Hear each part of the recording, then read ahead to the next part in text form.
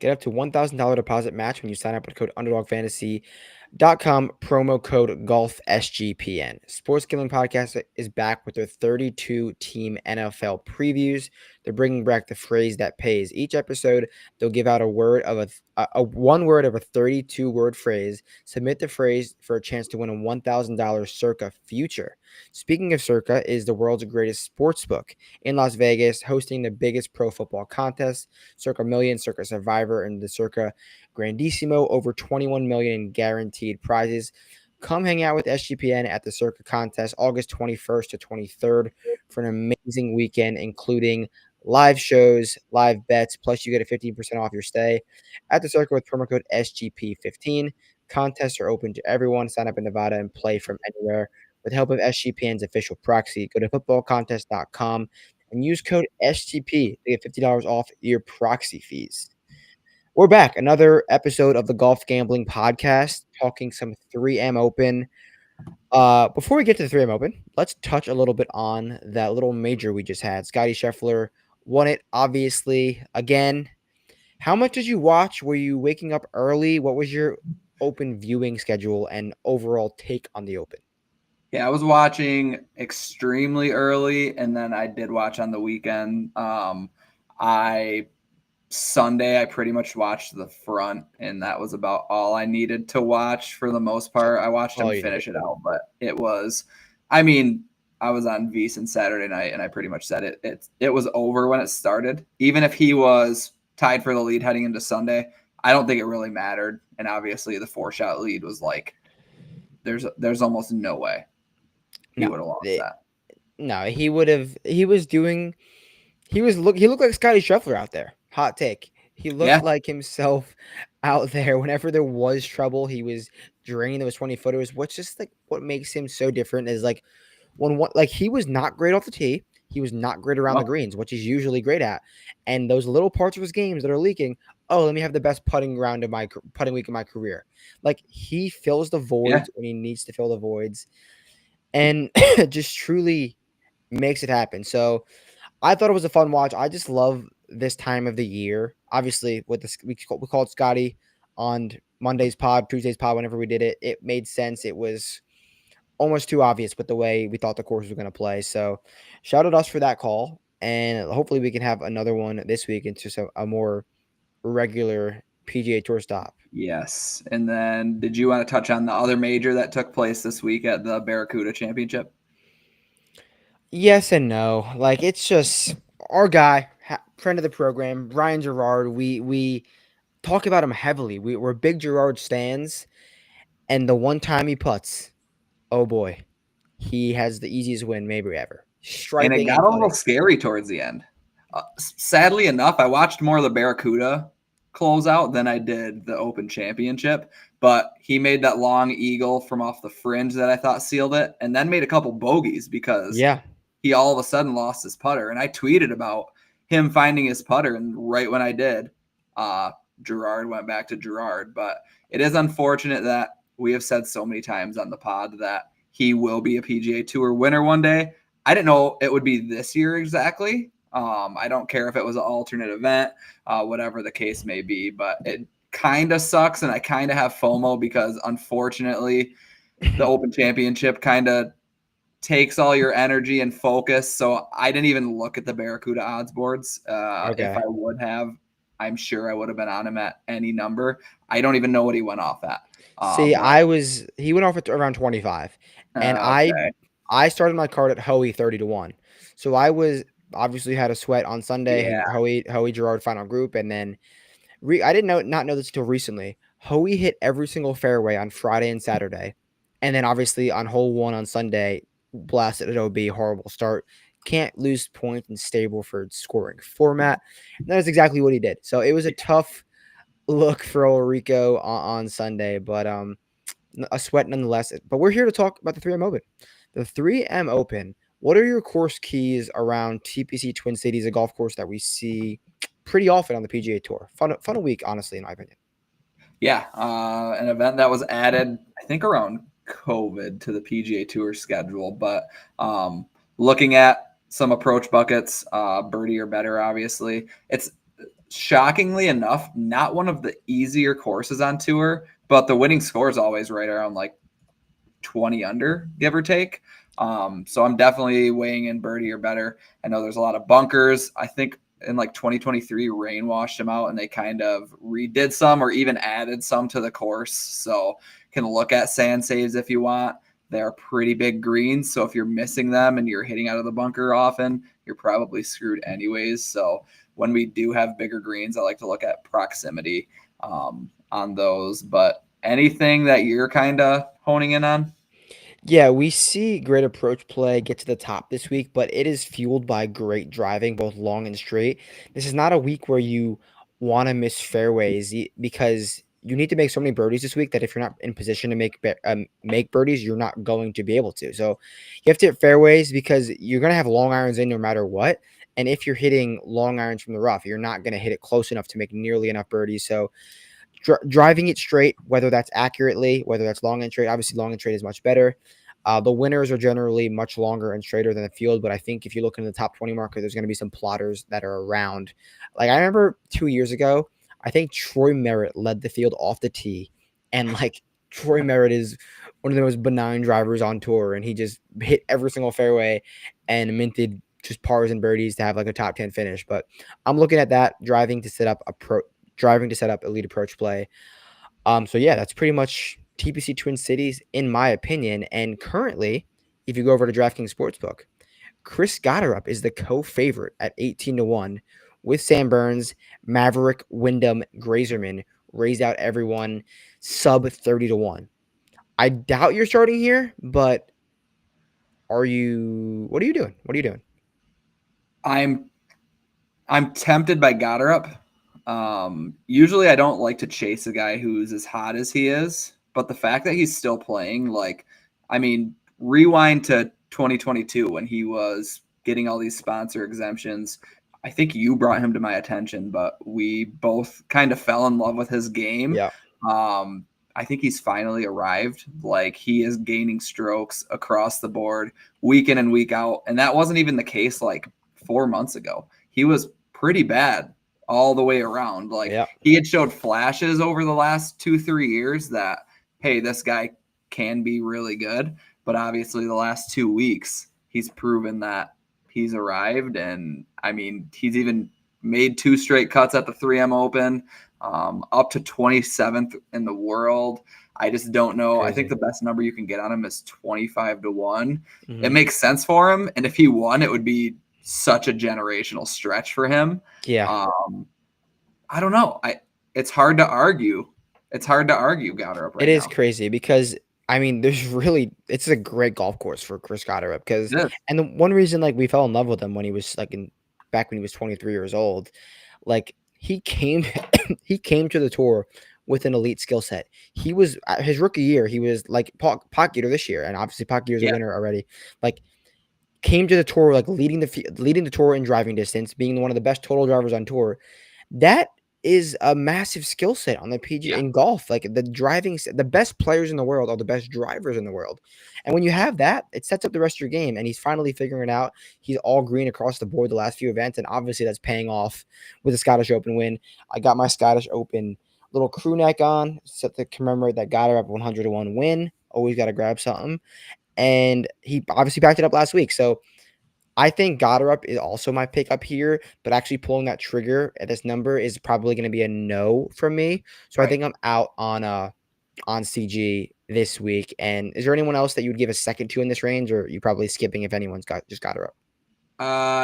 It would be Gotterup. I mean, it's hard to deny what Wyndham Clark is doing, but just considering what he did leading up to this, again, the number just doesn't do it for me. If he was in like the 30s or 40s, maybe, but 25 is a little bit too short. I think this course sets up really well for Maverick McNeely. Great course history. Again, the number I'd rather not. Yeah, I think I'm going to need a 25 on Maverick to get there, and it doesn't seem like right now we're going to be able to get that. So this is maybe where we start our cards. We got Pendy 30, Siwoo 30, Mike Thorpe that might be popular, might not be because the buzz might be wearing off. Then Tony and Akshay, Kurt, Jake Knapp, Fowler is 30-40. Two guys in here you want to mention that you like? I got two guys at 40. Okay. I think I might pull the trigger on Kurt Kitayama again. Talk me through it. Talk me So through it.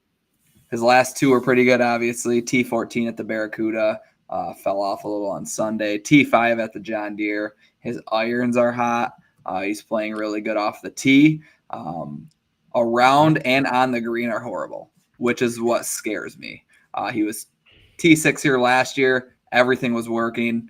Second from tee to green. So I think 40-1 for Kurt Kitayama is solid compared to some of the guys ahead of him. Do you want to comment on that before I go to my next 40? I want to do some research on Kurt Kitayama while you're telling me your next one, because I may or may not have a stat with Kurt Kitayama. So All right. go to your next one. So my next guy, I'm going to Akshay Bhatia. Okay. His game is finally starting to turn around. Back-to-back top 30 finishes, which isn't crazy, but considering where we have been with Bhatia, I think we'll take that. He's gained 2 or more strokes off the tee in his last 2 events. Final round at Portrush, 2 under.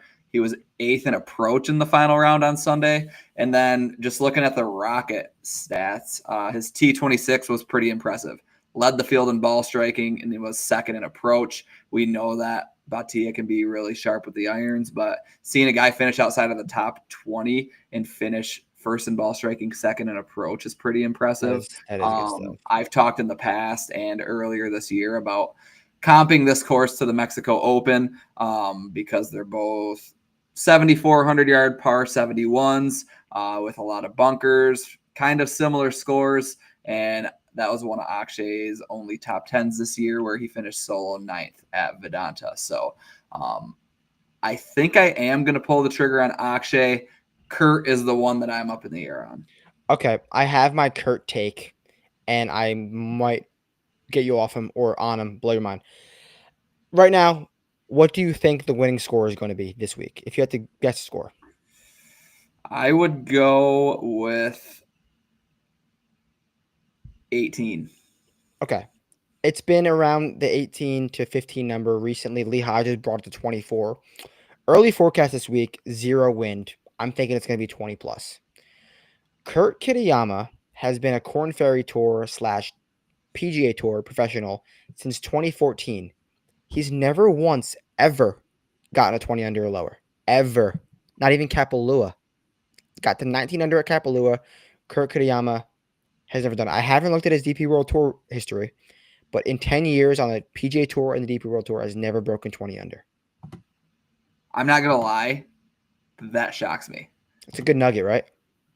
I felt it, and I had to research it while you were talking. Yeah, there it is. Century 19 under. Yeah. And that's not even good there. No, 30. You need to double that at the Century. We can shoot 19 under at the Century. Yeah, so I'm not on air. You talked me out. Yeah, all right. I'll give you a guy that I like here. Mike Thorbjornsen. Yes. Number is a little bleak, but the buzz around Mike T, around the John Deere, around the ISCO championship was through the roof. I think it's dying down now. And I think I'd be willing to wager 35-40-1 Mike T in a field like this on a golf course that really suits his style, and a guy that also I think suits the style, that it's at a similar number, 50-1, which I'll jump to that range right now. Yeah. Luke Clanton. Yeah. I mean, buy the stock of the young guns. I might go to all young gun card this week, and I'll throw in the third guy too, Jacob Bridgman, Luke Clanton, and Michael Thorbjornsen. They all have kind of similar but kind of different games. Mike T is probably the most stern ball striker. Luke Clanton is an elite driver, and Jacob Bridgman has shown elite ball striking prowess at the Memorial. Was all green in this event across the board last year, and was all green at the John Deere Classic. So Jacob Bridgman's checking some boxes too. I'm going with the young guns this week. I really do think so. And we're really buying a dip on Clanton, because last year at this time was when he was just finishing in the top 5 every other week. Like right when the end of July hit, right when all the majors finished kind of and the golf season kind of fades away, is when Luke Clanton was getting his sponsor exemptions and just an auto top 5. and he was coming in at like 30-1 every week. Well, this is obviously not a strong field. Like you said, his game sets up really well for it. But I think just considering what he's done over the past few weeks with a full membership on the PGA Tour, I mean, his off the tee and approach is fine. It's just he's his not putting. putting. Yeah, no, I totally agree. How you feel about So Bridgman? Because I know you have some Bridgman love usually. yeah, You yeah, like Bridge? I like Bridgman as well. And like you said, I kind of like going to these younger guys, especially at a tournament like the 3M Open, because I mean, quite literally anyone can win. There's not a stud in the field, really. I mean, No, sure, Goddard's playing great.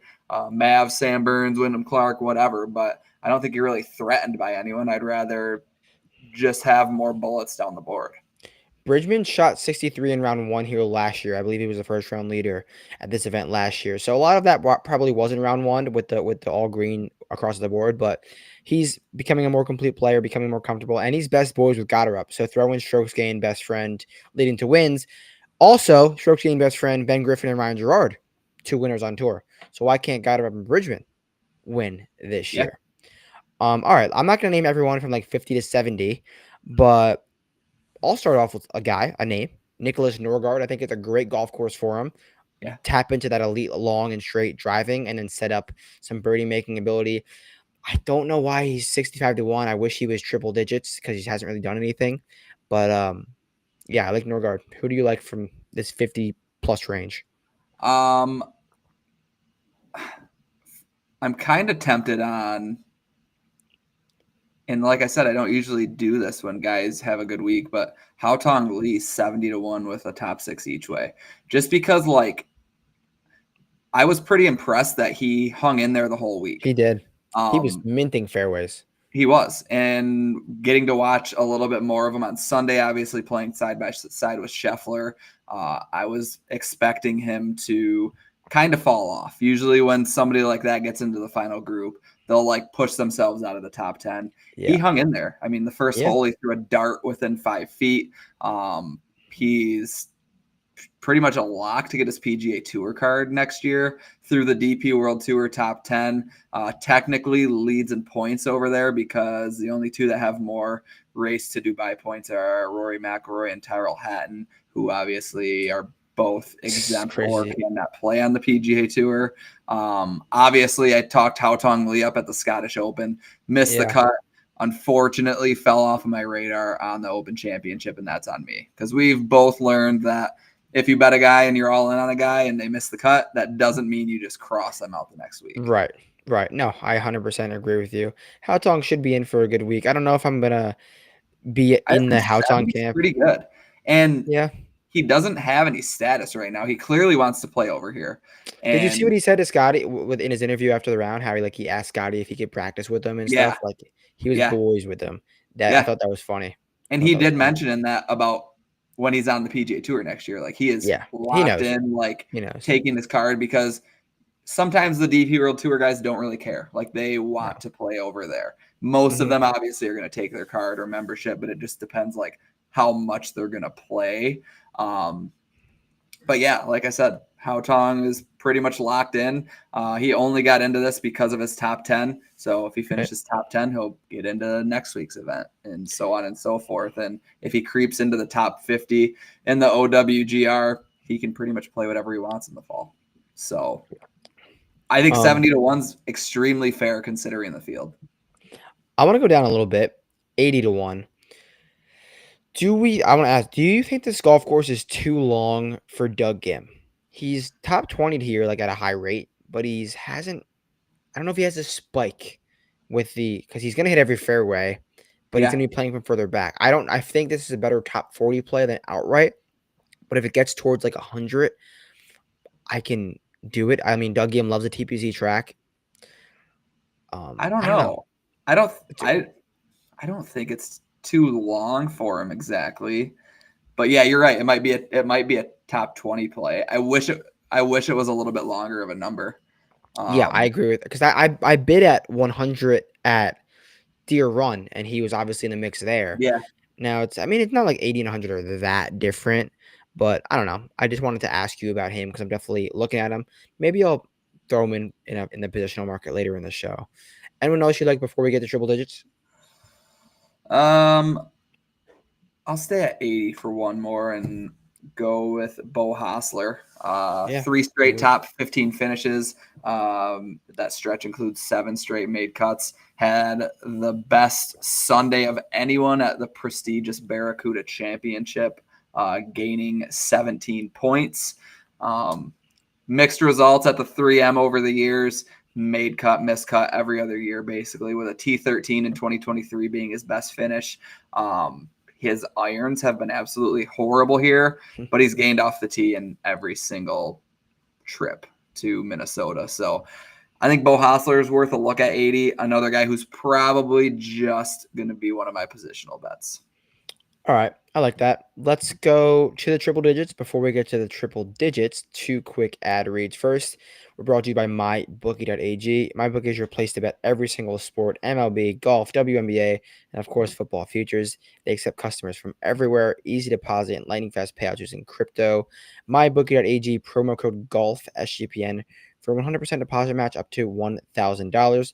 Terms and conditions apply. That's mybookie.ag, promo code GOLF, SGPN. Rhythm. You've heard us talking about Rhythm plenty of times, and they just dropped Power Trends, essentially the best of what their house model has to offer. Their AI-detected patterns, where Rhythm's model consistently has won at a high ROI. Think about a strikeout prop that wins 59% of the time when the line and probability hits a certain range. They're updated daily to Rhythm. No touts, no noise, just clean data-backed bets. Download the Rhythm app, give out Power Trends, and start betting smarter. You know we will be. Get your 7-day free trial, sportsgamblingpodcast.com/rhythm. All right, triple digits time, and then we'll wrap it back around. I'm going to go towards 200. I'm going to touch on Chris Ventura, Norwegian bomber, past, maybe future winner. Past stud at Oklahoma State. They breed golfers. Friend of Victor Hovland. Guy who hits the ball very long, very straight, played really well at Torrey Pines. And I love his game on a golf course like this where you can unleash the driver. Guess who my guy was in the triple Ventura? digits? Ventura. So I'm have to do it now. How mad would we be if Chris Ventura was T3 going into Sunday and we weren't on him? I got some notes on one guy, and that's the guy. All the guys in the triple digits. Let's hear it. We have pretty good history when we're on one of the same guys, especially unless his name is Keith Mitchell. So right. Then we're screwed. Yeah. What's your Ventura case? What do you like Ventura? So rates out extremely well for me. He's made 4 straight cuts. Been gaining on approach 3 straight. He's gained at least 1 stroke on the field. I just think the number's too long. I mean, he's definitely showed us some flashes. And when you're betting a guy this deep down the board, you want to see something. And the way that he's been able to make cuts consistently over the past couple months is at least some hope. So, yeah, I agree. I'm gonna go with another guy around this number, maybe even longer. Alejandro Tosti, off of, let's see, 1, 2, 3, 4, 5, 6. That's 6 straight missed cuts. But who could forget? He nearly won the Texas Children's Houston Open off of 3 missed cuts. And what What Toasty does well is what Goddard does well. Drives it extremely long, extremely straight, extremely aggressive. And Goddard, I keep saying Goddard. Toasty, when the number is right, is when I like to buy him because he can pop at any moment, make a ton of birdies, and just pop at random. He's been driving it well, which is what you need to do here. If the putter or the approach play can heat up, I'm in for Toasty. He's on no one's radar. I'll give him a shot at 200. We got a comment on the screen. There we go. I agree. Oh, 100%. 100%. I love that. Spray the board. Full card, 75 to 1 and up. Not going to get killed. I might bet 30 guys 200 to 1 and have a great ROI if someone hits. Another guy who is probably more of a positional but has some of the hotter irons is Paul Peterson, 300 to 1. Solo second at the ISCO championship a couple weeks back. Who could And forget? what's that? There was no shot link at Barracuda, but he was running 4 straight events, gaining at least 2 strokes on approach. So, he got out to a hot start at the Sony Open of the top 10, had a T12 at Puerto Rico, and then he's pretty much missed every single cut up until his solo second. But in a field like this at 300-1 with a guy who's coming in pretty good form, I think you can do worse. Yeah, I don't mind that at all.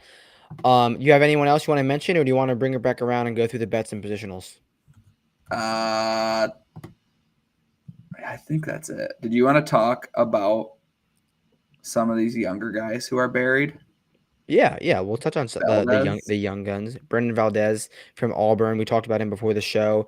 He is. I talked about him being an unserious around the greens player. You're not gonna really need that here. So he's definitely long off the tee. He definitely can make birdies. And dude, Carl Phillips 250-1. He's not playing good golf, but in a week where it's bomb it and make birdies, that's what these guys are used to. Yeah, I don't hate that at all. And even fucking Gordon Sargent 300-1. Gordon Sargent was playing some horrendous golf in college. Lost his spot on this college team. That's how bad he was playing. But he had his PGA Tour card already, and he's starting great on the PGA Tour. Maybe he's just when the lights shine bright, he shines, because when he was 18, he won the national championship, the solo national championship. So, and speaking about these younger kids, David Ford has yet to make a cut. Crazy. I did not expect him to start this bad. Because his first start of the year around January, February, he was the first round leader in Dubai. Swiped the field, and then he finished T70. But David Ford needs to figure it out. He does. He gained just over a stroke on approach. Actually, his Scottish Open wasn't horrible. He just lost in that field. Almost 5 strokes putting. Why was he in that field? That's insane. That is really insane. I don't know. That is very weird. I think he got in late. But still, was it a sponsor? It had to have been a sponsor. How was he in the field? It had to have been a sponsor. While you're looking up, I'll talk about my first outright of the week. I talked about him earlier, but I'm gonna go with Luke Clanton at 50-1.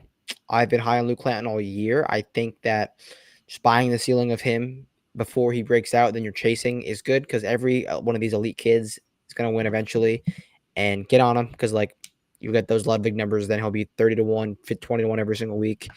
So yeah, I'm going with Luke Clanton, 50-1. Good golf course for him. Unleash that driver. Hopefully get hot on the greens, because that's what he needs to do. He's doing everything else well. My first one, I'm gonna go.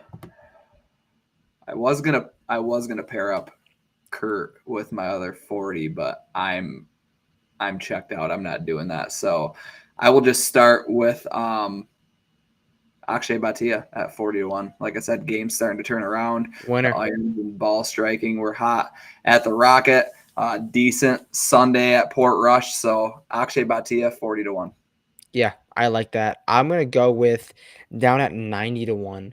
Ben On. Not playing good golf at all, but I think it's a good number for Ben On to get in the mix. He's only played here once to mix the cut, which is weird, because this is a golf course that should make sense for Ben On paper. Just bomb it, hit the ball really high, stop it on these greens, which could potentially be a little firmer. So I'm down for Ben On at 90-1 to get into the mix, because early season he was 35-1 every damn week. Now he's at a good number. Yeah. A guy I didn't talk about, but who has pretty good history here and who has been running hot without PGA Tour membership. I'm going to go with Cam Champ at 66-1 with a top 6 each way. Honestly, playing some impressive golf compared to the Cam Champ that we've seen over the years. He would go in stretches of months without gaining on approach, and he's been pretty good with the irons. We know what he's able to do off the tee. Really been gaining across the board this season, and keeps getting into these events. So a guy who is probably going to find his way on the PGA Tour next year. My final one will be Justin Lauer at 250-1. My take with Justin Lauer all season long, I probably said it to you before, is I like him on golf courses that are long but require you to make birdies. That's kind of just where he pops, and this is definitely one of those golf courses. And he's coming off of his career best approach week at the ISCO. So I'm down for Justin Lauer to hopefully tap into some form. He's a streaky guy when he gets going in some lesser tour events. He plays well consecutively. So Justin Lauer coming off of a nice week at 250 to 1. And my last one, I'm going to go Haotong Li, 70 to 1 of the top 6 each way. Like I said, I was pretty impressed what he was able to do for 4 straight rounds at Portrush. Should be able to lock in a PGA Tour card, being top 10 on the DP World Tour. And he wants to keep getting these top 10 finishes, or at least get into the top 50 in the world so he can keep playing this season. So Haotong Li, 70 to 1. All right. I will go in the positional market. We'll do 2 positionals each. I'll start it off with the guy I mentioned earlier. We both think it's probably a better positional play than anything. Doug Gim, plus 280. Might not be long enough to spike and win here, but I think he'll hit enough fairways and make enough birdies, hit his iron close to finish inside the top 20. That's plus 280, Doug Gim. I'm going to start with Bo Hostler, top 20 at plus 320 over on DraftKings. He's made 7 straight cuts. Had a really good Sunday at Barracuda yesterday. Mixed results at the 3M, but I think Hostler's playing good enough to be able to cash a top 20. Awesome. And I will go with top 20, Minnesota's own, Vikings fan, Frankie Sappin. Unserious golfer. Oh, no. But he lives for this event. Also, every single week, the EVR narrative on this event is really high, but it's kind of not this year because he went to Minnesota. Yeah. So but I'm gonna go with Frankie Sappin, 18 to 1 top 20. This is his Super Bowl. I'm sure he can finish inside the top 20. 18 to 1, Frankie Sappin. He's not good at golf. I'll say that, but he can. He has one T12. That was at the Amex, and he finished T62. Do you want to know? Not really well here. Do you want to know where I had him ranked heading into the year? You're gonna laugh. I was as the rookies. No, out of everyone on the PGA Tour, I'm pulling it up right now. It's gonna be higher than you think. I was so high on him. He was so consistent on Korn Ferry. He's young. Oh my God, 63rd. I said 59th. That was a pretty good guess. Pretty good guess. Yeah. Right below Steven Yeager, between Steven Yeager and Nicholas Norgard. Wow. Obviously, he's not doing it. Did you rank how many players did you rank? I ranked 194. Who's last? Will Gordon. Who was 23rd? Davis Thompson. Airball. I like Davis Thompson this week. No, I like Davis. He could win this week. 45 to 1. I like Davis Airball. That was probably actually I had Sahith and Sungjae both in the top 12. Sahith was the airball, but you didn't think he was going to get hurt. Yeah. No. All right. My last positional, the numbers aren't out yet for top 40s, so this will be a top 40. But we'll say 6 to 1, Chris Ventura, top 20. Love it. Once the top 40 number comes out, I'm sure it'll be around 2 to 1, give or take, maybe 250. But like I said, making cuts, playing really well with the iron. So I'm going to go with Chris Ventura in any market, top 20, top 40. Beautiful. There's 6 outrights, 4 positionals. Let's hit them all. Let's hit 6 outrights this week and keep the train rolling. We're on a good little run. Scotty last week, Grillo a few weeks ago, and then I think we had another one in there. Pot Geeter. Yeah, so let's keep the run going. You guys know where to find us. Any questions, hit us up. Dom, thank you for joining me, and I'll talk to you next week for whatever event we have. I don't know what it is, but we have one. So this is when it gets good. This is when it gets good. This is when we find the sneaky winners. So yeah, catch you guys soon. Thank you for